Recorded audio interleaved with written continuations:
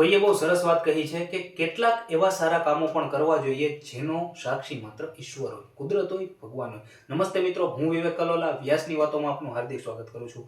મિત્રો, જેની આ વાર્તા છે કે જેને આ વાર્તા કહેલી છે, બરાબર, એ કહે છે કે એ દિવસે હું એક શહેરથી મારા વતનમાં આવ્યો હતો, બરાબર છે, અને સ્ટેશન ઉપર ઉતર્યો તો જાણવા મળ્યું કે આજે રિક્ષાવાળા છે એમની હડતાલ છે, એટલે કે સ્ટ્રાઇક છે. મહા મુસીબતે એક રિક્ષાવાળો મળ્યો જેની અંદર ઓલરેડી પેસેન્જર્સ બેઠા હતા, એટલે કે શેરિંગ ઓટો રિક્ષા હતી, બરાબર છે. એ રિક્ષાવાળાએ મને મારા ઘરથી થોડેક દૂર છે ઉતાર્યો.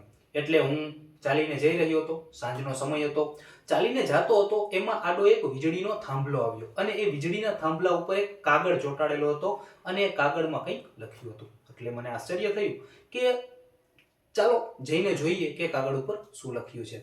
એ કાગળ વાંચે છે, એમાં લખ્યું હતું કે હું એક વૃદ્ધ મહિલા છું, એક વૃદ્ધ ડોશી છું, અને મારી 500 રૂપિયાની નોટ છે એ અહીંયા ક્યાંક ખોવાઈ ગઈ છે.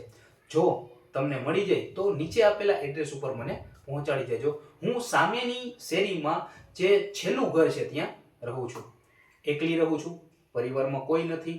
જો મળી જાય, બરાબર છે, તો મને આપી જાજો, તો તમારી ખૂબ કૃપા થશે. એટલે મેં વિચાર્યું કે ચાલો ગોતી જોઈ, કોઈની મદદ થઈ જશે. સૂર્યાસ્ત થઈ રહ્યો હતો, ધીરે ધીરે અંધારું થઈ રહ્યું હતું. ઘણી ગોઈતી પણ 500ની નોટ છે એ મળી નહીં. મોબાઈલની લાઇટ કરીને પણ જોયું, છતાંય ન મળી. એટલે મેં વિચાર્યું કે હશે કોક મજાક કરી રહ્યું હશે, બરાબર છે. હું અહીંયાથી ચાલતો થયો મારા ઘર તરફ, તરત જ એક વિચાર આવ્યો, જઈને જોઉં તો ખરો કે આ વાત છે એ સાચી છે કે કોઈ સાચું કા મજાક કરી રહ્યું છે. એટલે એ વ્યક્તિ એ શેરીની અંદર ગયો, ઝૂંપડપટ્ટી જેવો વિસ્તાર હતો, બરાબર છે, અને છેલ્લા ઘરે જઈને દરવાજો છે એ ખખડાવ્યો.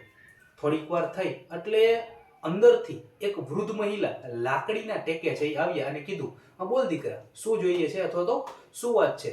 એટલે મેં કીધું કે આલ્યો 500ની નોટ, બરાબર છે, તમારી જે વીજળીનો થાંભલો છે, બરાબર, અહીંયા ખોઈ ગઈ હતી ને, તો મને મળી ગઈ છે, એ દેવા માટે હું તમને આવ્યો છું.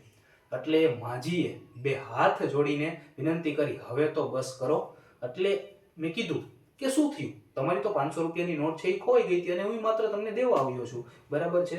એટલે એ માજીએ કીધું કે દીકરા, અત્યાર સુધીમાં 50 થી 60 લોકો 500 રૂપિયા દેવા માટે આવી ચૂક્યા છે અને બધા એમ જ કહે છે, બરાબર છે, કે તમારી 500 રૂપિયાની નોટ ખોવાઈ ગઈ હતી, બરાબર છે, અને એ હું દેવા માટે આવ્યા છીએ. મારી એક પણ 500 રૂપિયાની નોટ ખોવાયેલી નથી. કોઈકે મજાક કરી છે અને મારી મદદ કરવા માટે, હું અહીં એકલી રહું છું, મારી મદદ કરવા માટે કોઈએ ત્યાં કાગળ ઉપર આવું લખી નાખ્યું હશે. ખૂબ મેં એમને મનાવ્યા, બરાબર છે, અને અંતે એ માજીએ 500 રૂપિયા છે સ્વીકાર્યા.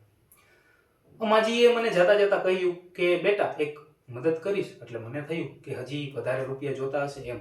એટલે માજીએ મને કીધું કે તું જ્યારે એ થાંભલા પાસે જા તો એ જે કાગળિયા ચોંટાડેલો છે એને ફાડી નાખજે, એને કાઢી નાખજે અને એને ફાડી નાખજે. મેં કીધું ભલે. એ ઘરેથી હું નીકળ્યો, થાંભલા પાસે પહોંચ્યો, મેં કાગળ સામું જોયું અને મને વિચાર આવ્યો, જે 50-60 લોકો છે, બરાબર, જે માજીને 500 રૂપિયા દેવા માટે ગયા હશે, બરાબર છે, જો તેમણે આ કાગળને નથી ફાડ્યો તો હું શું કામ ફાડું? જેટલી મદદ છે એ માજીની થાય એટલી ભલે થાય. એટલે હું અહીંયાથી પછી જતો રહ્યો. મિત્રો, બોધ, શીખ એટલી જ છે, જેટલી થઈ શકે તેટલી મદદ બીજાની કરવી જોઈએ. અને જેનો સાક્ષી, બરાબર છે, જે આવા સારા કાર્યો છે એનો સાક્ષી છે, બરાબર, એ ઈશ્વર જ હોય. તો અંતે એટલું જ કહીશ કે કંઈક એવું કરો, દુનિયા તમારા જેવું કરે.